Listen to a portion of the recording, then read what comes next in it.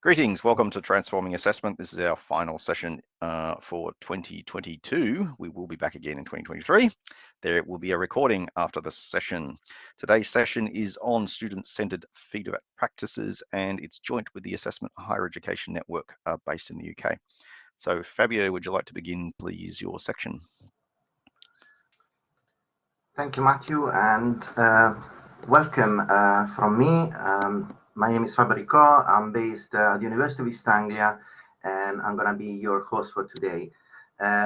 We had this joint webinars with the Transforming Assessment and the Assessment in Higher Education Network since quite a while now, and it's something I really look forward every time. It's really nice to imagine everybody sitting in front of the computer around the globe with a cup of tea or coffee talking about assessment. So you got two members of the Assessment in Higher Education Conference Committee today in the room. There is me, of course, and there is also Fiona Meddings from the University of York. Today is a special session because Fiona is also going to play the role of presenter. So let me tell you a little bit about the AHE network. We are an independent network focused on research on assessment and feedback practices. And we are hosted at the University of Cumbria in England, but our reach is international. And we have a series of events which you can find on our websites. And we cover all grounds related to evaluation, research, theory, practice, and also policies connected with assessment and feedback. And we also have an international conference taking place every year. The call for papers for next year conference is out, and you can find it from our website. I'm also putting a link in the chat so you can actually open the tab on the side. So it's going to take place on the 22nd and 23rd of June in 2023, and it's going to be in Manchester, England. So we welcome submissions, and even just if you want to come and listen about very good presentations, we have master classes, keynotes. You can find all sorts. We had a great event finally in person this year for the first time after the pandemic, and we were able to welcome guests from all sides of the world. It was really, really pleasant. And what we like to do is providing highlights of what happened at the conference. So the two presentations that you're going to see today are from the conference that has just taken place. As Mathew mentioned, are going to be based on student-centered feedback practices. We are going to have the two presenters back-to-back presenting for 15 minutes. We might actually devote 5 minutes if there are any burning questions, and colleagues are also most welcome to post comments and questions in the chat. And then the remainder of the session is going to be a plenary where we discuss what has been presented. So without further ado, I would like to introduce our first presenter, who is Nigel from the University of Cardiff, which is going to talk to us about feedback. Nigel, the floor is yours. That's great. Thank you very much, Fabio, and thank you for the invitation to come and present to you this morning. This is some work that I carried out when I was still at the University of Swansea in the medical school there, so hence the collaborators are both Swansea academics. And unfortunately, having changed institution, I haven't managed to keep this project going, as I haven't managed to find a home for it yet within my new place of work. So I'm hoping to get some feedback from people as well about what they think and ways I potentially could improve this approach as well. So really open to dialogue about that. But my talk is really about flipping the feedback approach and trying to get students to engage with their feedback a little bit more than they do normally. Because I think if it's in common with what we have in the UK, maybe only 10–15% of students engage actively with the feedback that is provided, or even access the feedback at all on the virtual learning platforms. So just a bit of background as to the module that I decided to run this in. It was a second year module. So it was actually the very last module that they sat prior to their exams in the summer of their second year. In common with most of the modules at Swansea, it was a split of 75% exam and 25% coursework. And that coursework was made up of 2 separate lab reports, which were back to back, but had some commonalities, which is why I chose this module in part. But the other reason was that the 5-year average for the coursework for this module was only 52.4%, which was significantly lower than the average for the rest of the modules that the students were taking across that second year. So we decided we wanted to try and do something to try and raise that average, but also have an intervention where we could increase the student feedback literacy as well. So what was the big issue? Well, one of the main things that we found with this was the timing. So this module, as I said, was one of the very last ones they did before their exams, and it would almost always be split before and after the Easter break. And then this year that I'm just showing here, it was 4 weeks before the Easter break, and then we had 2 weeks of teaching after the break. Now, what that meant in practice was that they would do the 2 practicals in the first couple of weeks, and then they would have a 2-week from the first practical to hand in the report for that first practical, and then the report for the second practical was due the week after. They'd then have anything between a 3 and a 4 week break for Easter. They would come back and they would get their feedback, because the university had a policy they wouldn't release marks and feedback during vacation periods. And then they go straight into the exams. And so they didn't really have anything to do with that feedback. They didn't see any point in it because they were never going to use it. They didn't have practicals in the same sense in the final year of their course. And they were all focused on preparing for the exams, which, as you can imagine, that took priority for them. So in reality, there was nowhere for that feedback to go. There was nowhere for that feedback to land, as Winston and Carlos talk about. And so we tried to do something a little bit different. What was quite interesting was that the students really liked the practicals though. So the feedback we used to get on module evaluations were that they were fun, that they were effective, that they were stimulating, that they helped put the course into context and to link the lectures and the practical elements. So they certainly enjoyed what they were doing in the labs. However, there was also a lot of confusion. So because genetics and biochemistry students were able to take this course, the genetics students felt that they were at a disadvantage, partially because of the name of the module, which was biochemical, clinical biochemistry. But they also were very confused about what the report was asking for. So they weren't actually clear about what they needed to provide in terms of the information within the final write-up in order to get good marks. And one of the things that really triggered me to run this intervention was this last comment here. We've yet to receive our marks and feedback for our lab reports for this module 4 weeks after the hand-in. Now, the University of Swansea had a 3-week turnaround period from the day that the work was handed in to when they were supposed to get their marks and feedback back.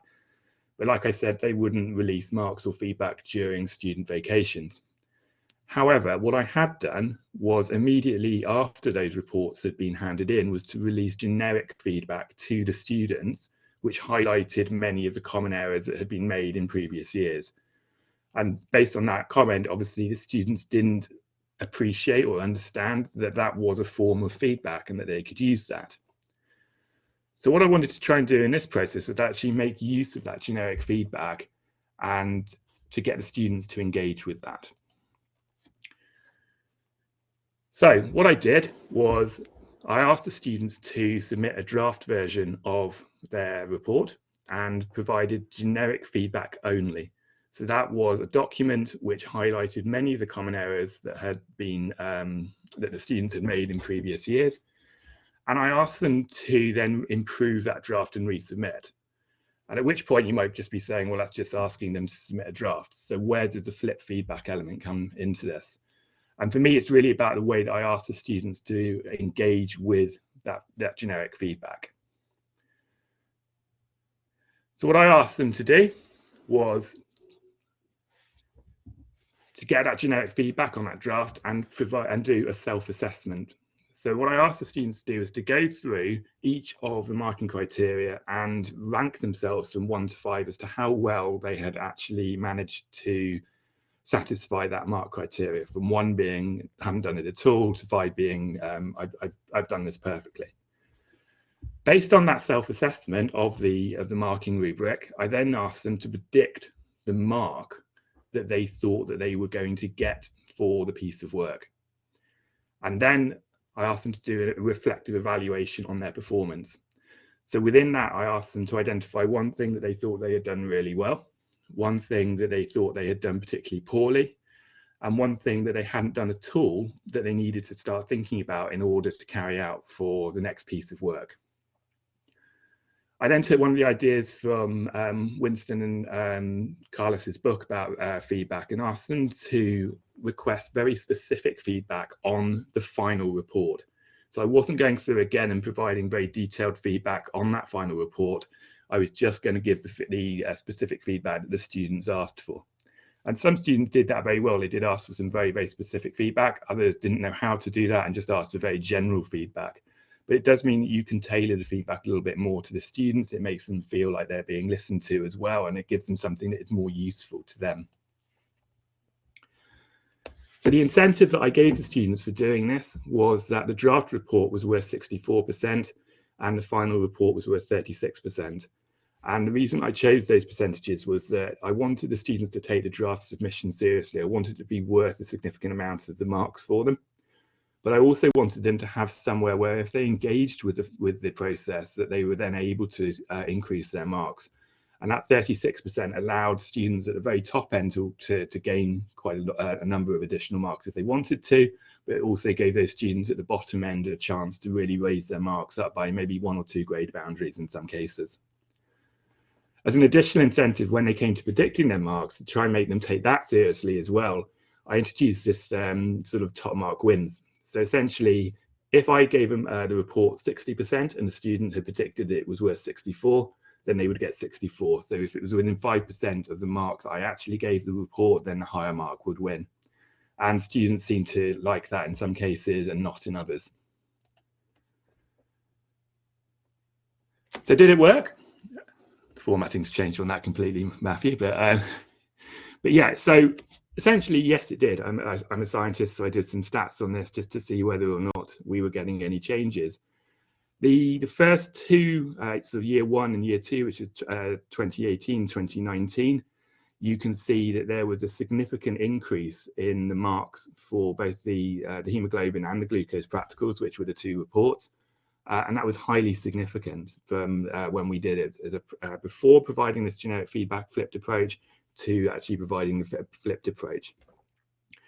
What was quite interesting as well was that there was a significant change in the reports from draft to final. So these are the data from the flipped feedback approach. The hemoglobin practical on the left there, you can see there was a significant rise between the draft and final, which is mirrored by the glucose report. However, that glucose report is slightly lower, which leads us on to some of the things that I think can be improved with this and some of the issues that we had. Rather importantly, none of the students got worse between the draft and the final report.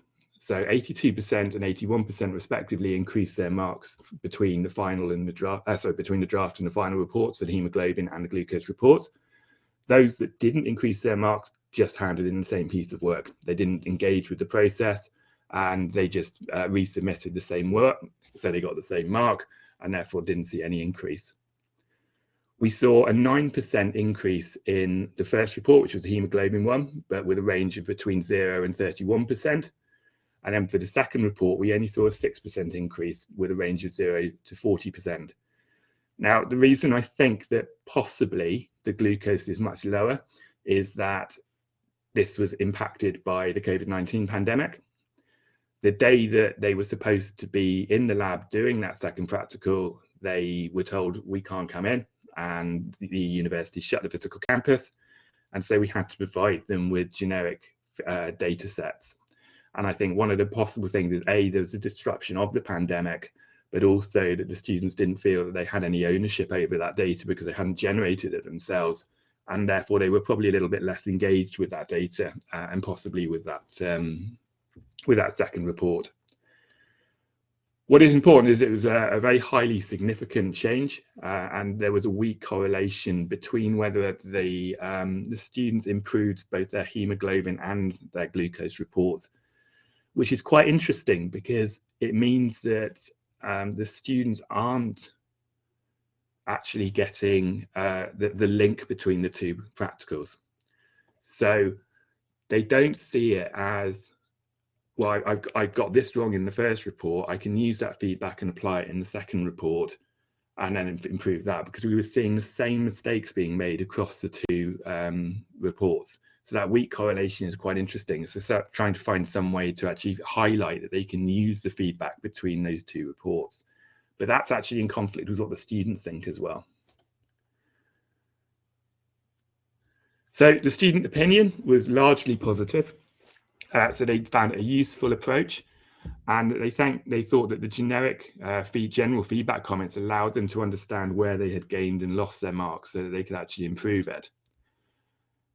They thought that predicting the marks was useful, but then when you ask them whether they would prefer just to do an individual feedback on the final report, it seems to be like Marmite. So there's almost a 50-50 split as to whether they would like to keep this approach going or whether they just want to go back to the normal way of just doing one final report and then getting the feedback on that, which is quite interesting. So one question in there just to make sure that they were actually reading the questions, and so the fifth question there is just to ensure that they were answering accurately.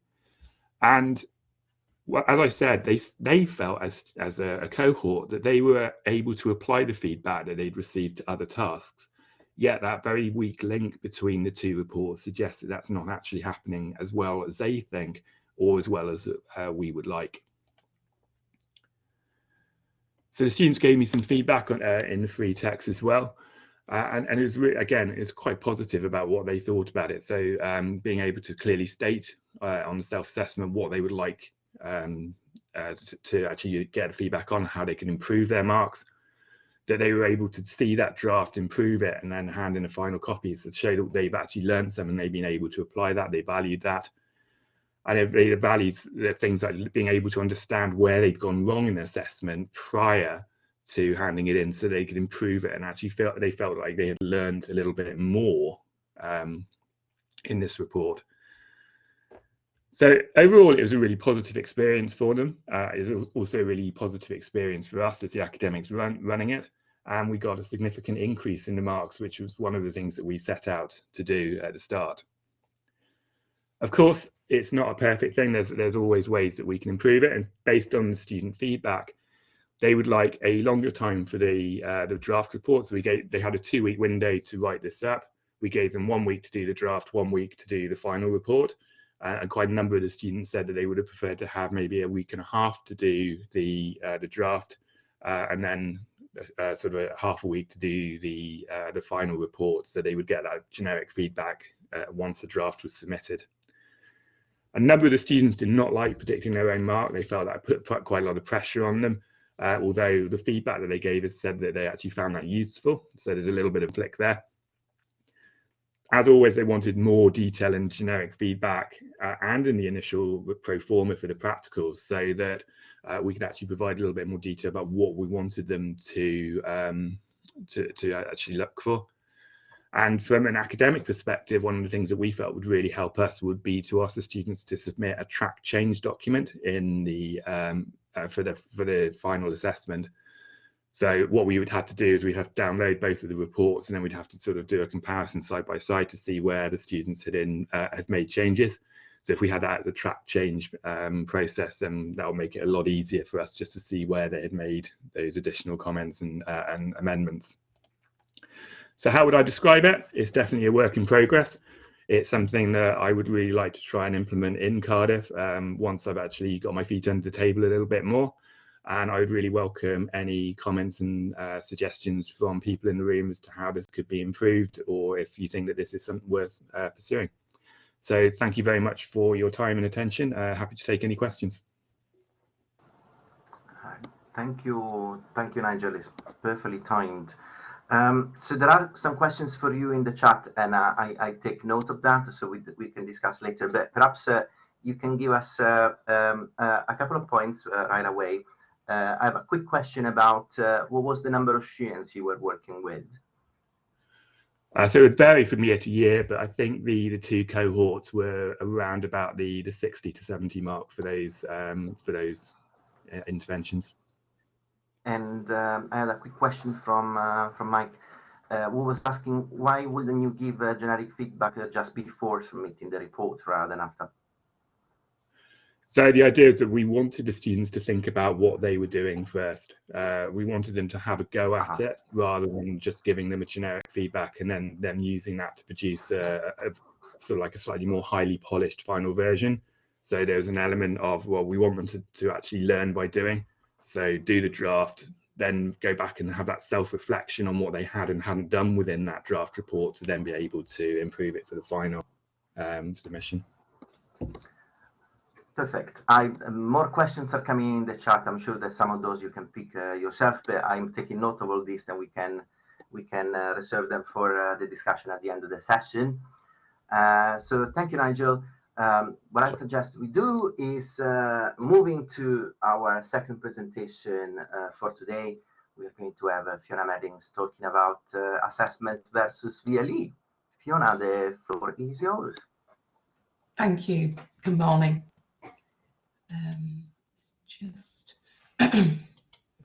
So this presentation I'm going to give reflects some work that I was doing at my previous institution.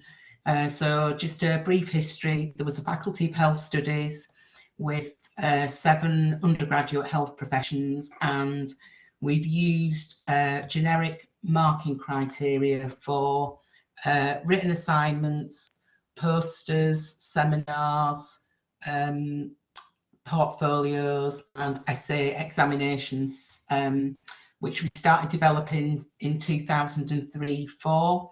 So there was a long history of using generic marking rubrics within the faculty. These were integrated into Blackboard Grade Centre in 2011, which facilitated electronic written assessment feedback. Sorry, I've lost my voice a few weeks ago and it's not come back yet quite. So we'd use the Blackboard Grade Centre to give electronic feedback on written submissions for the students. And then we moved to Canvas in 2018, which was the first full academic year of using Canvas, and we were quite excited to move to Canvas. So, have I lost a slide? Hold on. I've lost a slide, but which seemed to be there before. Okay. It so just takes a little while to show up in the when you initially click it. That's all. Yeah. So interestingly, I was on the panel that were reviewing a number of the companies who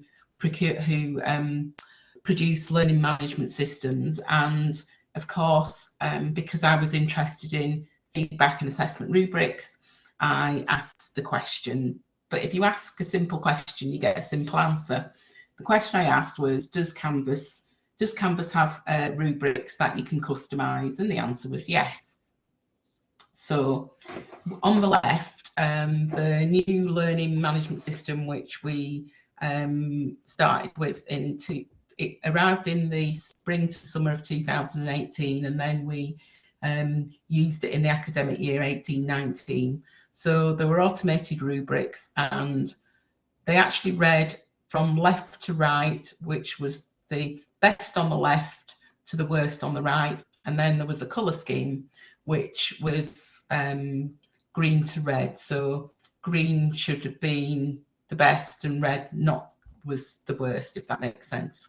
The original rubrics that we've been using from 2004 to 2018, we'd managed to get some automated adding up in the Blackboard Grade Centre, that they read left to right, so the worst on the left to the best on the right, and the assessor had choice of what colour in terms of highlighting, which sounds really not a difficult point, but as we move forward in the presentation, you'll see why that was an issue. There was also in the Blackboard, in the Canvas rubrics, there was it was an integrated rubric app which was actually automated. So whilst you could put your own comments within the boxes, there were actually marks which were embedded in each box. This then has an issue as we move forward. So the original rubric looked a little bit like this. This was something from an Excel rubric that we'd started off with before we moved to Blackboard Grade Centre. But when we moved into Grade Centre, it looked very similar to this. So this is something just looking at academic style. So academic style, we were looking for presentation, spelling and grammar, professional language, structure, and then coherence. And this is a level 4 rubric. So overall, we were awarding 15 marks, and they were divided up. So the worst was on the left, so doesn't adhere to guidance, to the best on the right, which was fully adhered. I think the marker was then able to have quite good control over which what marks they awarded, what segments they awarded marks to, and the amount of marks that the student would be awarded at the end of it. And the student then was able to see not only their overall mark for academic style, but which elements they'd done better in, which had contributed to that overall mark. So that helped the student identify where they needed to make amendments or improvements. So this is then when we moved into the Canvas rubric. So this complex looking graph here is just academic style, and this is a copy of the rubric which we made in 1920, and I'm saying that because when you read each section, so there's if you look in each of these boxes, there are marks in each of these boxes, but we actually, when we started off, we've followed the Canvas rubric, which would have been the best on the left to the worst on the right. So the best would have been fully adhered, the worst would have been does not adhere. We had a meeting with staff in the middle of the year, and they really did not like that switch round. We've been using it the other way around for more than 10 years. So we switched it over, not then realising that actually the colours were embedded in the rubric. So when the student received their feedback, it was they'd got a green colour, which then said they didn't do the item very well, and they got a red colour which said they did it excellently. So that really did not make sense, because often we think of green for good and red for not so good.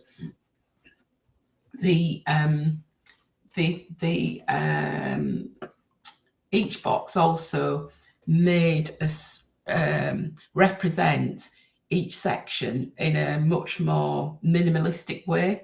So the automated scoring system couldn't be amended, and what then made that happen was we saw an overall downward trend in the marking, or the marks that students received, for those students who were at the lower end of the spectrum.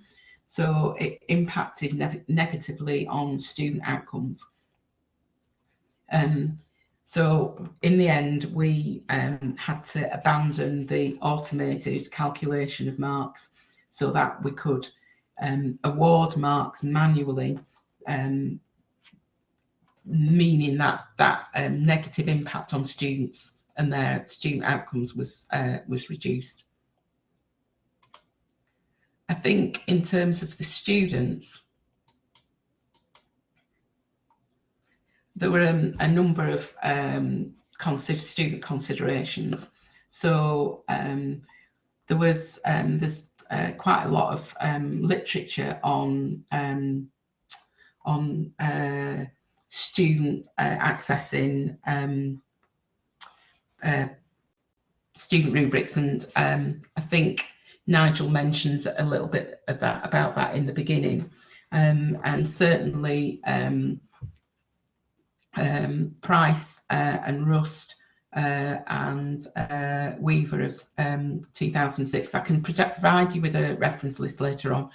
Have talked about students not accessing their feedback and not utilising the feedback, but then there are also issues about how we facilitate students in utilising that feedback, and whether as academics we are supportive of students being able to understand why the feedback is useful and what use it will be in the next module going forward, because often students don't see those links between the feedback that they might get in one module, which seems totally different to a current module that they're doing, whereas actually as there are often mistakes that are repeated from one module to the next, which is really similar to what Nigel has just said in his presentation.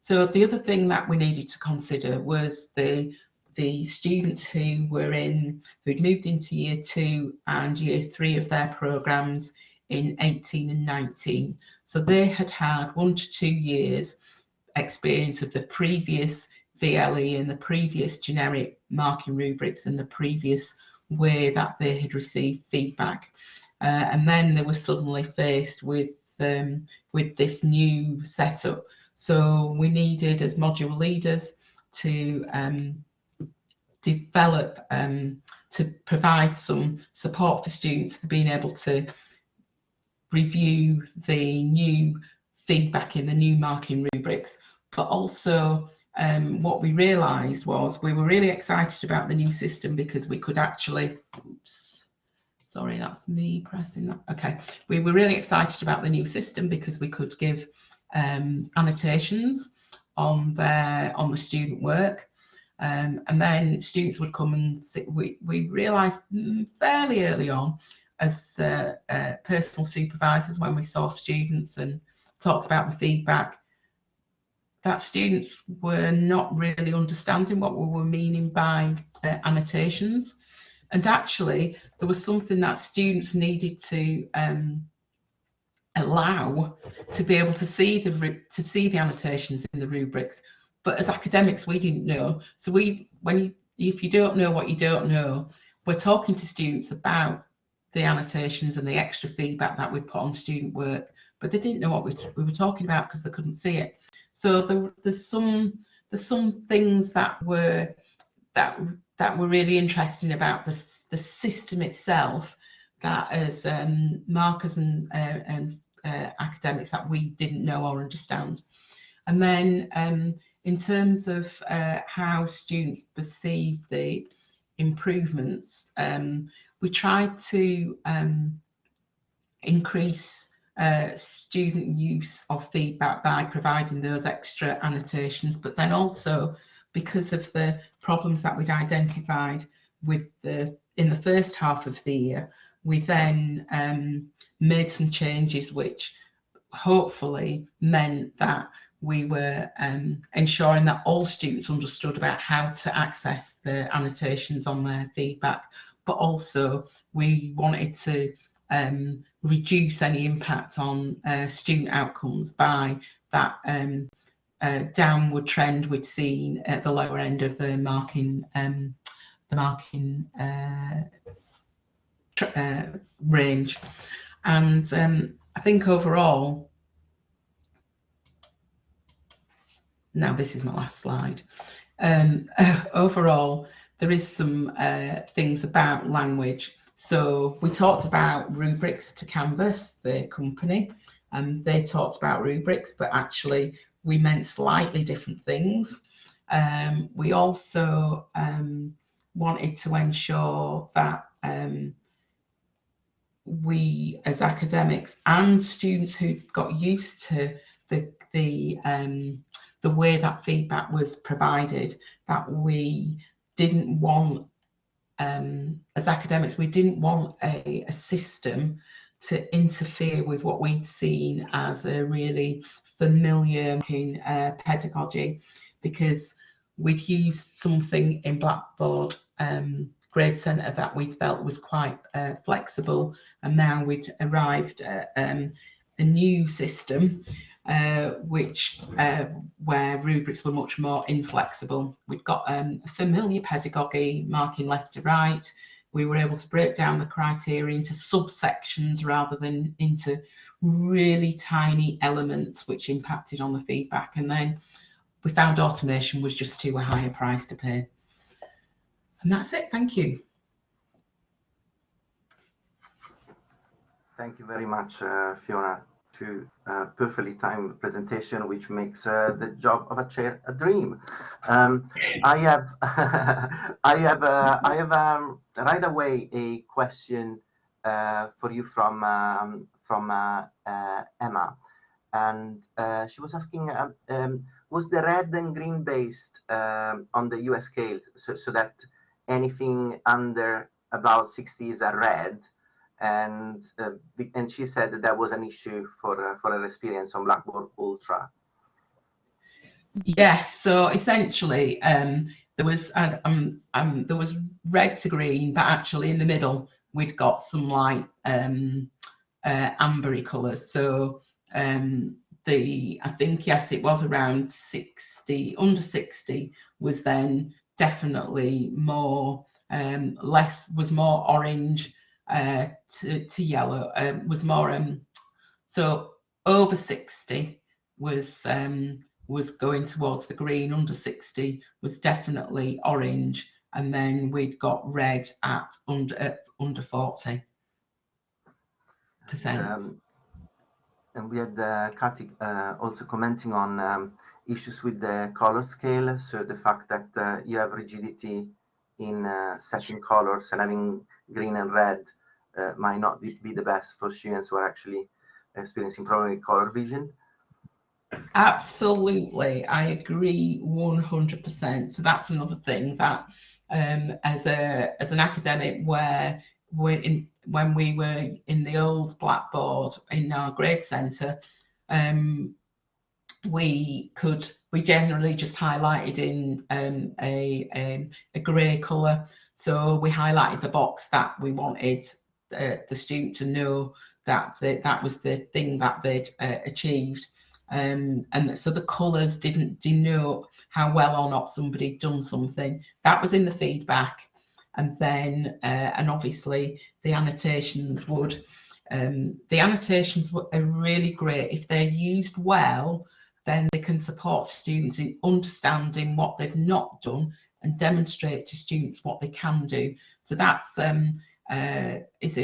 Hansel talks about low and high validity feedback. So how there's feedback that can be given which is just about grammar and spelling and things like that, rather than high fidelity feedback where you're really identifying for the student what they did wrong, but actually more importantly what it was they should have done. And that's when you can facilitate students learning. Does that answer the question? Well, I hope it does for the colleagues. Most certainly does for me. And colleagues are, of course, welcome to post questions and comments for Fiona now that she's not engaged in presenting. Of course, she can also get back into the chat and help me out with that. Sorry, Fiona, today you actually play a double role of host and presenter as well, but you've done very well. I'm going to go back to Nigel, also just to give you a breather as well.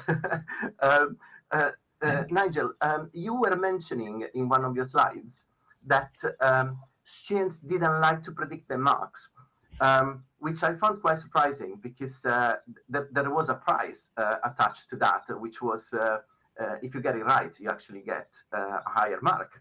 Can you spare some further insights? Why wouldn't students like to do that? That's a really difficult question to answer. I haven't specifically asked them, but I suggest it's possibly linked to the gender bias as well, so that female students always tend to underpredict their performance, whereas males are tend to be a little bit more cocky about their performance and perhaps will overestimate.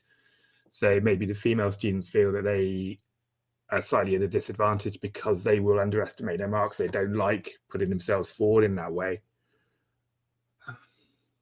I guess the other thing is it puts pressure on them to think about how well they've actually done, and maybe they don't like that. So if they haven't done particularly well, they haven't ticked all of the boxes on the rubric, and they realise they haven't given enough detail, they're predicting quite a low mark for themselves, and maybe they don't like that. It could be demoralising for them perhaps. But yeah, it's definitely something to try and maybe explore a little bit more with some students if I can get this approach running in Cardiff again.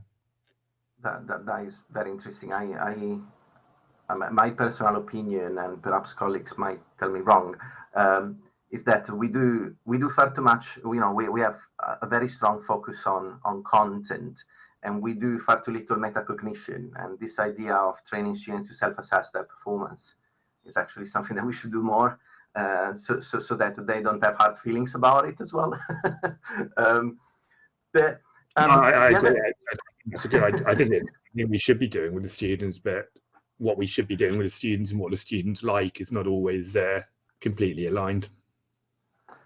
There was another question about, reflection about the two pieces of assessment that you were comparing, and you were mentioning that, if I remember correctly, that you had a more significant and prominent result in the first piece and rather than the second piece. I'm wondering whether this is just an issue related, being an economist myself, thinking about utilitarian approach and saying, well, in the first piece they could see much more of a value engaging into this process, and perhaps in the second piece they didn't have that. Yeah, I suppose there is an element of it's new, we've never done it before, I'm going to engage with it even more than I would with the other report. But given that both of the reports are equally weighted for the module, I would be surprised if that was the case. I do genuinely think it's more because of the impact of COVID. They were going through a time when they didn't know what their education was going to look like. They were worried about what the format of the exams was going to be because the campuses were closed. So I think it's probably a bit of that is also because they weren't as engaged with the whole process. I think it'd be interesting to see whether that drop in the marks for the second report is, or the drop in the improvement, I should clarify, is replicated if we run this again. But yeah, I think I personally think that's more an impact of COVID than it is of actually the engagement with the process. Yes, absolutely. That was things happen that alter our nicely designed experiments. Fiona, there is a lot of discussion about exemplars, both pertaining your presentation and Nigel's presentation in the chat. And so I was wondering, you were of course conducting an exercise about comparing different systems, but I was wondering what was happening outside of the virtual learning environment, and which kind of training on feedback literacy you were giving to students, and whether that might have an impact in your evaluation exercise. Yeah, I think that's the interesting thing, because of course you're dealing with 7 different health professions, so there were probably in excess of 100 academic staff, and everybody sort of doing their own thing slightly differently in terms of the support that was given to students in A, how to understand the rubric in the first instance, and B, how to review and understand their feedback. And I think for me they're really two key starting points, which would be, you know, if I had my time again and I was in a place where we were going to be implementing the use of electronic rubrics, and we were looking at how the marking would be done, so, and then what the output of that would be, and then how the students would be able to view that. They're all things to take into consideration, which then would help us develop a package that would support the students in understanding what they were getting, but also in supporting the academics in understanding what it is they needed to do to provide good feedback, good and usable feedback for students. So it's all tied up with definitely with our approach and understanding about giving feedback. And that is a very important point, which I think is being reflected then in the chat as well as Jennifer's comment. So feedback literacy for the students, but also for the academics. And I mean, most certainly one of the issues that I experienced in my own practice is that obviously when you talk about student satisfaction, now everybody's talking about the National Student Survey in the UK, is the fact that students compare, and warranting a certain level of consistency is a huge challenge for all institutions.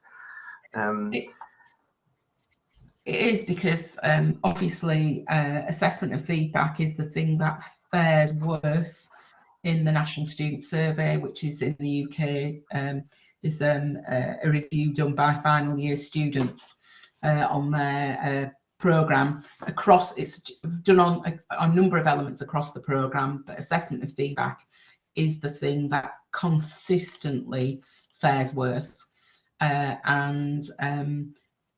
It would be great to think we could do something that would improve that. And I think potentially finding a way of developing students' assessment literacy, their understanding of feedback, why feedback's important and what they can actually do with the feedback, I think might go some way towards ameliorating some of that dissatisfaction with assessment and feedback.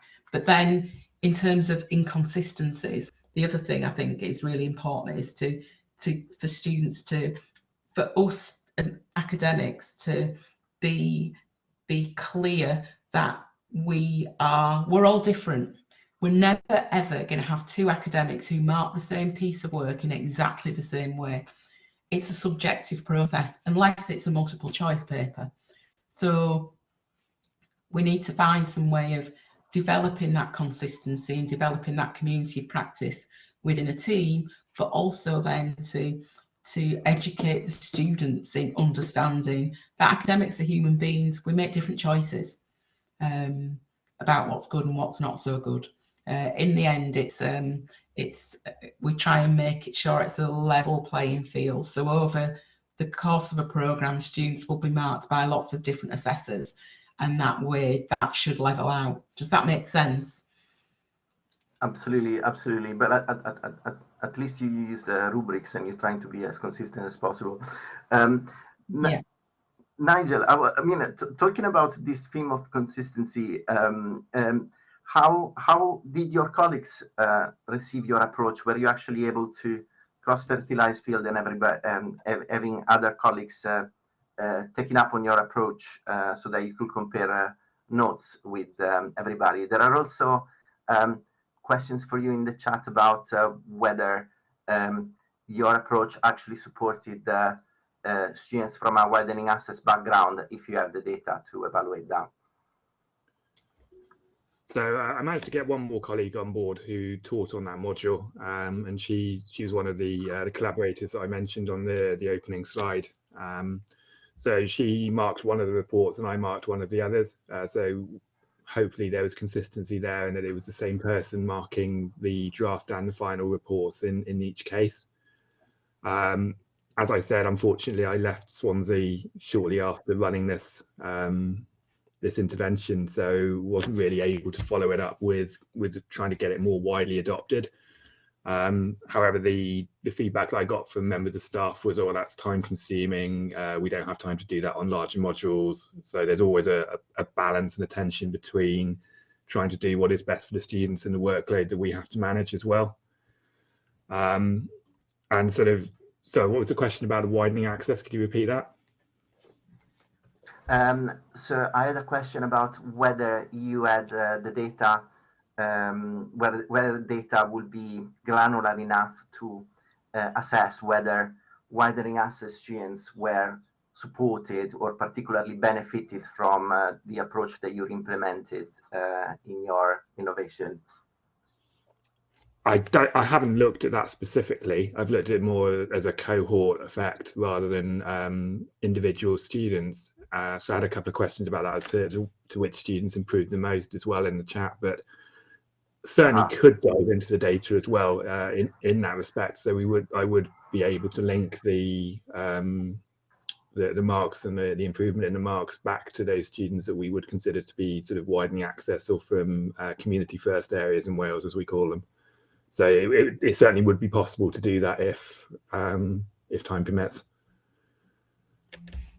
Yes, I suppose that then ethics considerations are also to be taken, of course, when we start to dig into students' demographics. But it's a very interesting question, actually.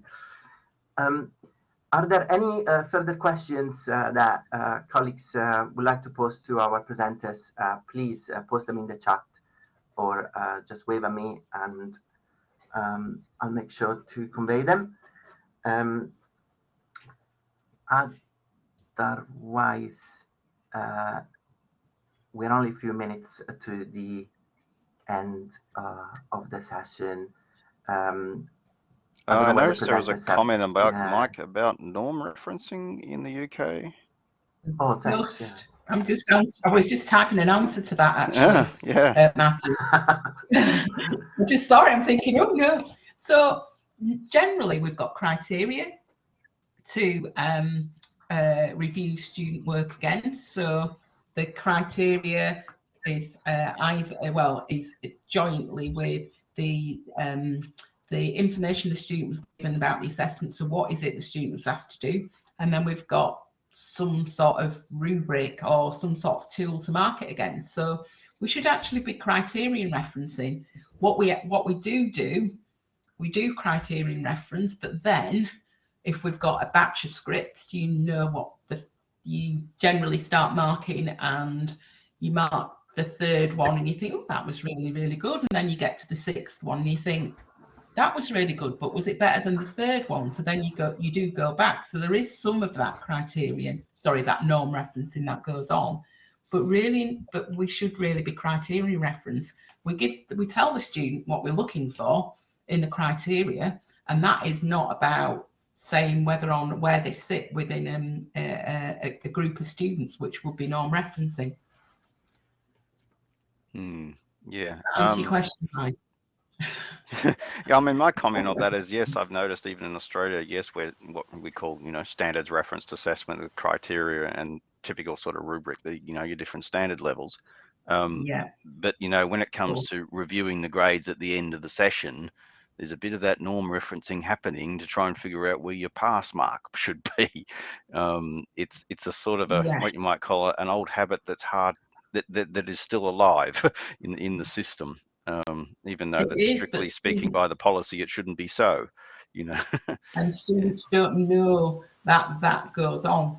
And so if you are a fairly good student, but you're within a group of excellent students, if you norm reference, you're never going to get as good a mark as if you were a fairly good student in a group of average students. Yes, vis-a-vis standards referencing what you call criterion referencing, where there's an independent standard that you're marked against, and thus, in theory, everybody could get a HD. Yes. Yeah. I think there needs to be an understanding. I mean, for example, in the UK, if you gave all your students a first-class grade, you would be thrown out the university as an academic. You have to explain why your marks aren't the same as all the other modules, and the external examiners and universities can only give a certain percentage of firsts and 2-1s, and I don't think students realize this. You're pretending to the student if they improve they can get a first, but they can't. There is a lot going on this issue of what they call grade inflation here in the UK, which is quite an interesting discussion, and is coming back. I think that COVID sort of mellowed all this debate due to the safety nets that were introduced. But yeah, Mike, most certainly now is still back on the agenda. Is something that British institutions at least are actually concerned. And Fiona, you got, if you haven't noticed in the chat, Jennifer is also willing to talk to you, and she left her email in the chat for you to liaise. Oh, fantastic. I will have a look. Thank you. And I hope I haven't missed any other burning comment or questions. It's 2 minutes to 8 a.m. here in the UK, and probably a bit later in Australia. But this was a very almost 7 p.m. interesting here. session indeed. Very, very interesting session, which I thoroughly enjoyed. Best way to begin the day if you are on this side of the world, or the end of the day if you are on the other side of the world. But I do thank our presenter very, very much, and everybody who contributed and chipped in the chat, which made it so interesting. Mathew, thank you very much for hosting us once again and transforming assessment. This was great. You're welcome. You're very welcome, folks. I just want to say we will be back for the 2023 series, probably in March will be our first session. I do have somebody lined up, but there's some final details to come. If you know some colleagues who have done an interesting thing with assessment in higher education, I would welcome. I did send out a call for speakers for the 2023 series. If you are on the mailing list, you would have received that call for papers, call for proposals, as it were. But thank you very much, folks. The recording will be posted to the website shortly, along with a copy of the slides. But otherwise, we'll see you all next year. Have a good break.